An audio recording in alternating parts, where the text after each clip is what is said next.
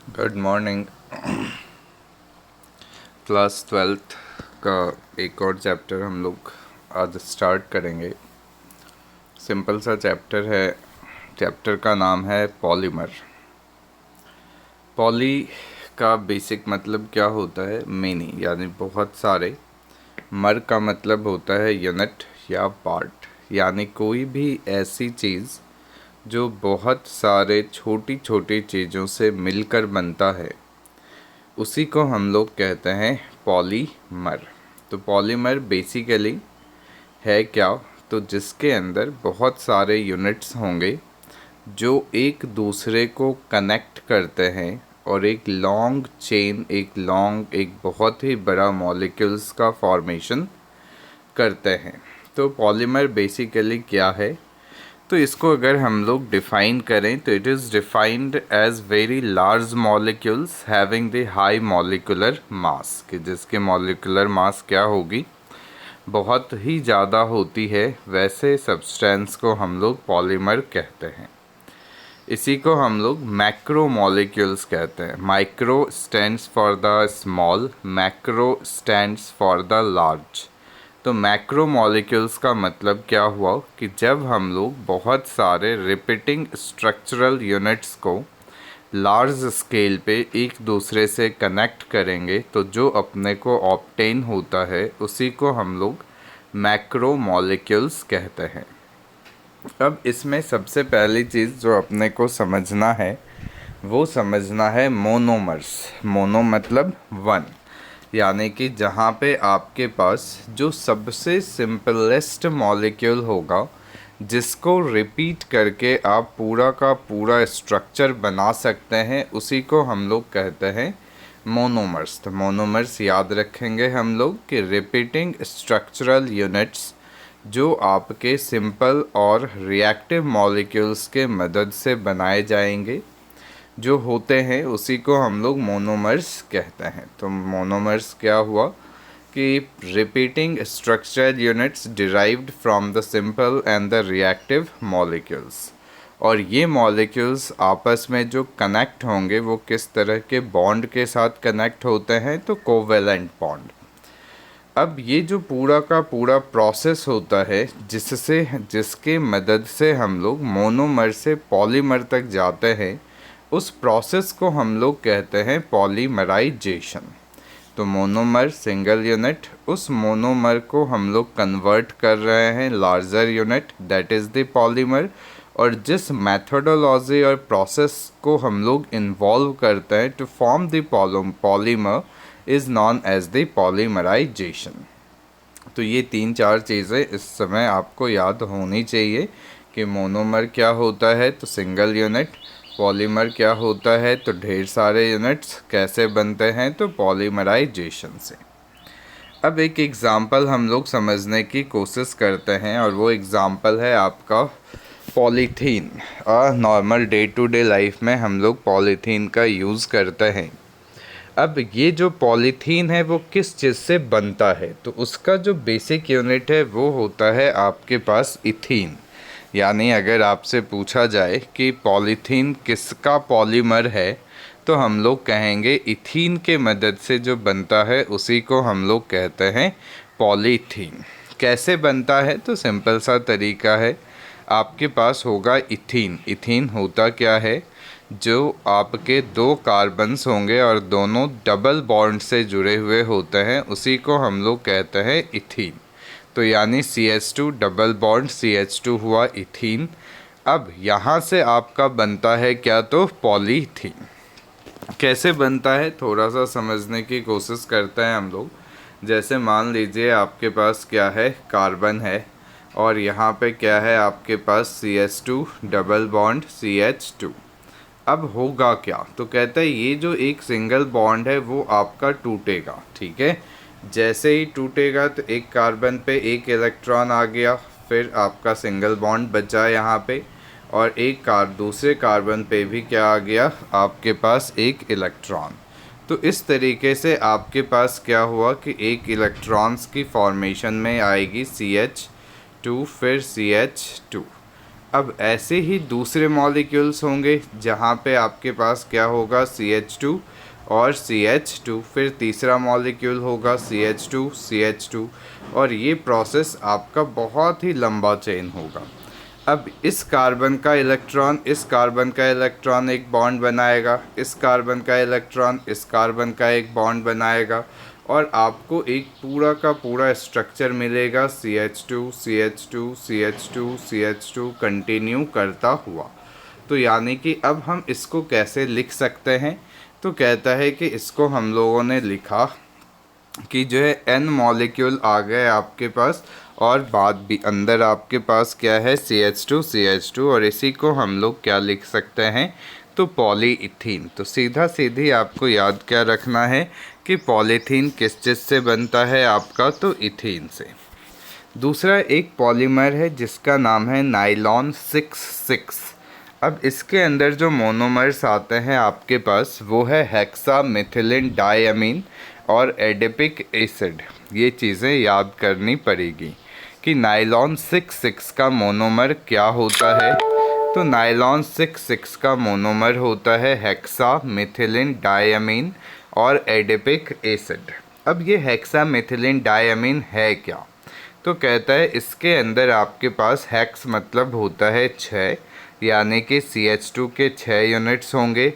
अमीन होता है NH2, die अमीन यानी 2 अमीन हो गए, तो एक जो है लेफ़्ट हैंड साइड में NH2, एक राइट हैंड साइड में NH2, उसको हम लोग कहते हैं हेक्सा मिथिलिन डायमीन।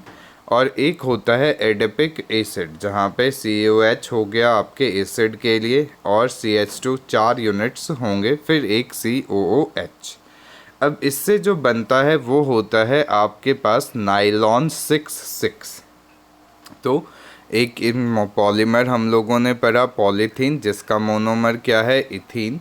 दूसरा हम लोगों ने पढ़ा नाइलॉन 6,6 जिसका क्या होगा, तो हेक्सा मिथिलिन डायमीन और साथ में एडिपिक एसिड। अब आता है आपके पास क्लासिफिकेशन ऑफ पॉलीमर। अब हम लोग पॉलीमर को सबसे पहले जो क्लासिफाई करते हैं वो सोर्सेस के बेसिस पे करते हैं, ठीक है।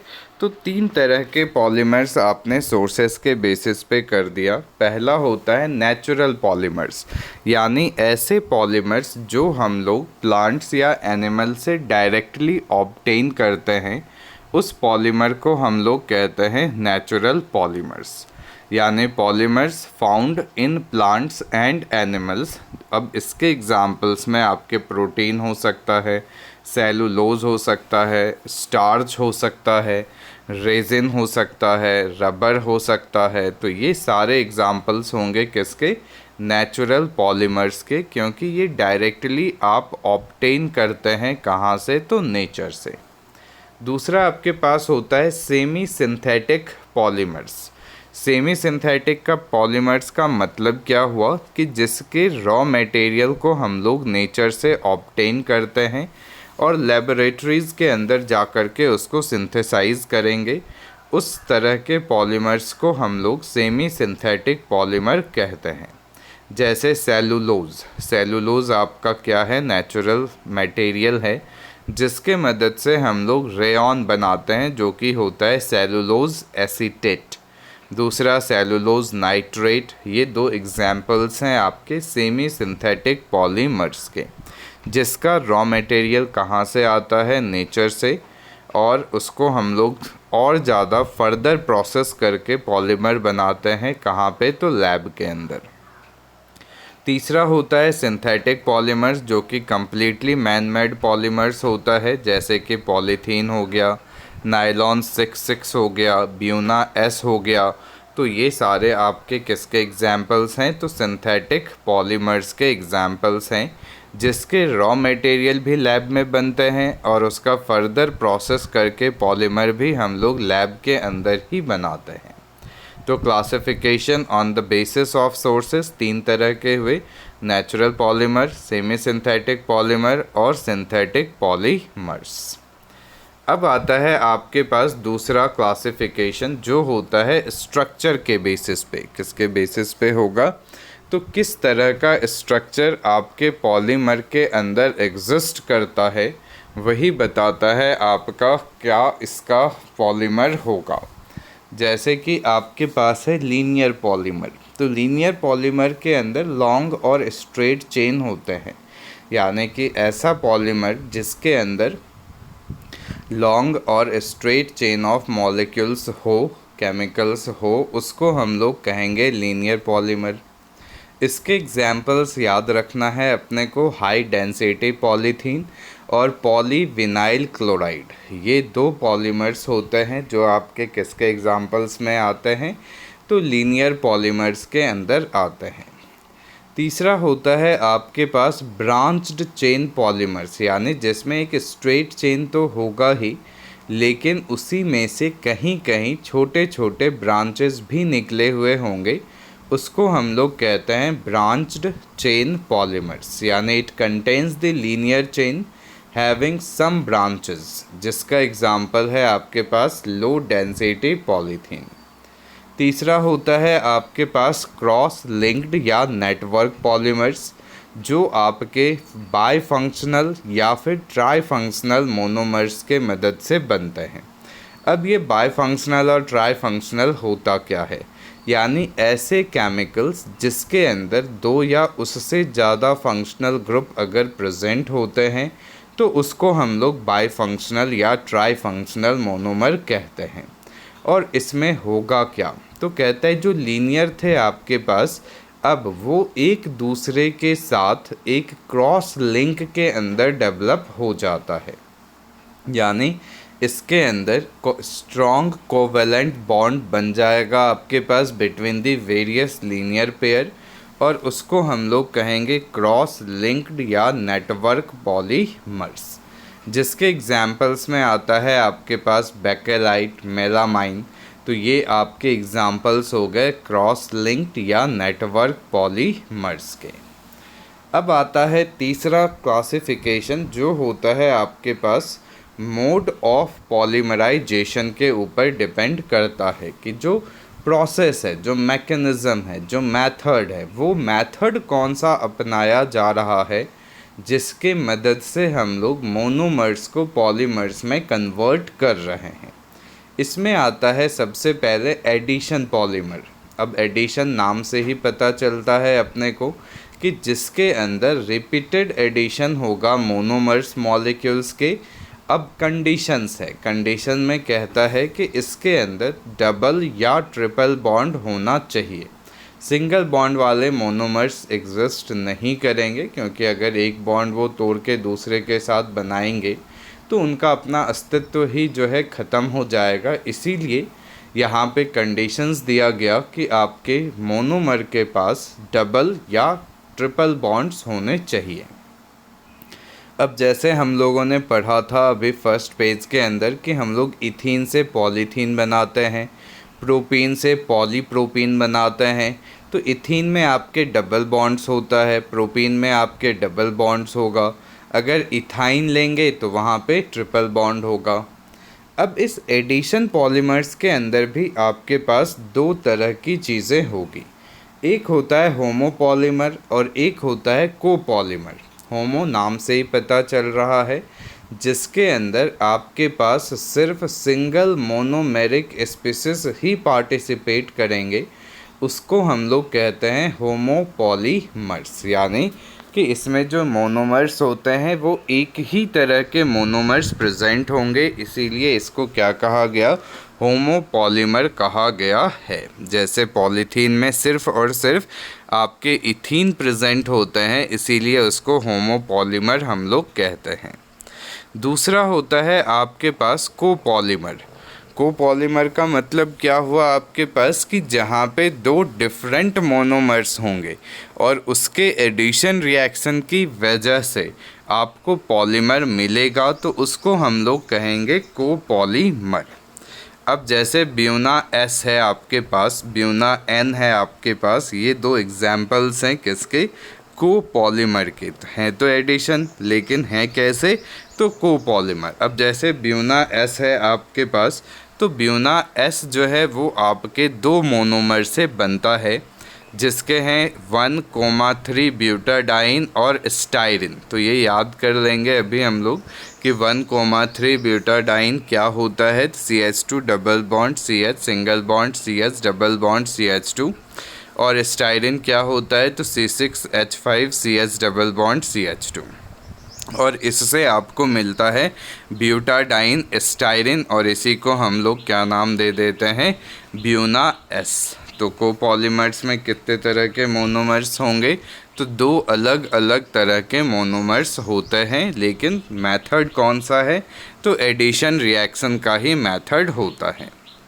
अब एक होता है आपके पास कंडेंसेशन पॉलीमर्स। कंडेंसेशन पॉलीमर्स क्या होता है, तो formed by repeated condensation reaction between 2 different bifunctional और ट्राईफंक्शनल मोनोमेरिक यूनिट, कि जहाँ पे आपके पास 2 अलग अलग बाईफंक्शनल या ट्राईफंक्शनल मोनोमेरिक यूनिट्स होंगे, और वहाँ पे कंडीशन है कि कंडीशन क्या है, कि कुछ ना कुछ स्मॉल मॉलिक्यूल्स, चाहे वो वाटर हो चाहे वो अल्कोहल हो, वो उस मॉलिक्यूल्स के जिस समय पॉलीमर बनेगा उस समय वो वाटर या अल्कोहल के मॉलिक्यूल्स वहाँ से बाहर निकल जाएंगे। उस तरह के पॉलीमर को हम लोग कहते हैं कंडेंसेशन पॉलीमर।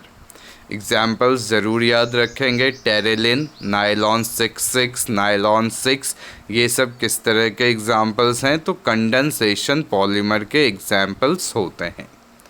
अब एक होता है बेस्ड ऑन मॉलिक्यूलर फोर्सेस, कि जो पॉलीमर की एप्लीकेशन है, कि हम लोग मार्केट जाते हैं, अलग अलग तरह के पॉलीमर्स खरीदते हैं, तो क्यों खरीदते हैं, तो उसके प्रॉपर्टीज़ के बेसिस पे हम लोग उसकी जो यूनिक मैकेनिकल प्रॉपर्टीज़ होती है, चाहे उसकी स्ट्रेंथ हो, चाहे उसकी इलास्टिसिटी हो, चाहे उसकी टफनेस हो, उनको हम लोग देखते हैं और उनके ज़रूरत के अपने ज़रूरत के हिसाब से उस तरह के सब्सटेंस को क्या करते हैं, परचेज करते हैं। अब जो प्रॉपर्टीज़ होती है पॉलीमर्स की, वो किसके द्वारा डिसाइड की जाएगी, कि किस तरह का फोर्स वहाँ पे काम कर रहा है, कि वहाँ पे वैन डर वाल्स फोर्स है, वहाँ पे हाइड्रोजन बॉन्ड है, तो किस तरह के फोर्सेस हैं जो कि आपके प्रॉपर्टीज़ को डिसाइड करते हैं। अब जैसे सबसे पहला है आपके पास इलास्टोमर। तो इलास्टोमर रबर जैसे सॉलिड्स होते हैं विथ इलास्टिक प्रॉपर्टीज़। इनके अंदर जो फोर्स है वो वीकेस्ट होता है, इंटरमॉलिक्यूलर फोर्स। कुछ क्रॉस लिंक्स डेवलप ज़रूर होते हैं, जिसके वजह से जब आप अपना डिफॉर्मिंग फोर्स यहाँ से हटाएंगे तो ये वापस अपने ओरिजिनल शेप्स और साइज़ में आ जाते हैं। इलास्टोमर्स के एग्जांपल्स हैं buna S, buna N, neoprene, ये चीज़ें ध्यान में रखेंगे। फिर आता है फाइबर। फाइबर काफ़ी हाई टेंसाइल स्ट्रेंथ होता है, हाई मॉडुलस ऑफ रिजिडिटी होती है, जिसके शेप और साइज़ को हम आसानी से चेंज नहीं कर सकते हैं। यानी इसके अंदर जो फोर्स होगा वो स्ट्रॉन्ग इंटरमॉलिक्यूलर फोर्स प्रेजेंट होता है, जैसे कि हाइड्रोजन बॉन्ड। इसका नेचर कैसा होगा, तो क्रिस्टलाइन नेचर होगा। एग्जाम्पल्स हैं नायलॉन 6,6 और पॉलिस्टर्स, जिसको हम लोग टेरेलिन भी कहते हैं। फिर आता है थर्मोप्लास्टिक और थर्मोसेटिंग प्लास्टिक्स। तो थर्मोप्लास्टिक पॉलीमर होता क्या है, तो कहता है आपके पास लीनियर या slightly branched long chain molecules thermoplastic के अंदर प्रेजेंट होता है। इसके अंदर खासियत क्या होती है कि अगर आप इसको गर्म कर देते हैं तो ये काफ़ी सॉफ्ट हो जाएगा, और फिर आप इसको जो शेप देना चाहें दे सकते हैं। और यहाँ पे जो intermolecular force of attraction between the elastomer and the fibre, कि इलास्टोमर से थोड़ा ज़्यादा फोर्स होगा और फाइबर से कम होगा, जिसके एग्जांपल्स हैं पॉलीथीन, पॉलीस्टायरीन, पॉलीविनाइल। तो ये सब थर्मोप्लास्टिक हैं, जिसको आप काफ़ी आसानी से रीयूज़ कर सकते हैं। एक होता है थर्मोसेटिंग पॉलीमर्स, यानी कि जिसके अंदर काफ़ी ज़्यादा अमाउंट में क्रॉस लिंक्स डेवलप होते हैं, कि अगर आप इसको एक बार गर्म करके ठंडा कर दिए तो इसके अंदर इतनी ज़्यादा क्रॉस लिंकिंग डेवलप हो जाती है कि दोबारा आप इसको सॉफ्टन नहीं कर सकते। ये जल जाएगा, टूट जाएगा, लेकिन ये दोबारा सॉफ्ट नहीं हो पाता है। इस वजह से इसकी रीयूज़ हम लोग नहीं कर सकते हैं। तो हमारे घर में जो बल्ब, जो स्विचेस होते हैं, जो कॉम्स होते हैं, वो सब बेसिकली किसका होता है, थर्मोसेटिंग पॉलीमर्स का होता है और इसके एग्जाम्पल्स में आता है बेकेलाइट, यूरिया, फॉर्मल्डिहाइड रेजिन्स, ये सब। तो आज हम लोग यहीं तक करेंगे, इसको अच्छे से कर लीजिएगा। Thank you.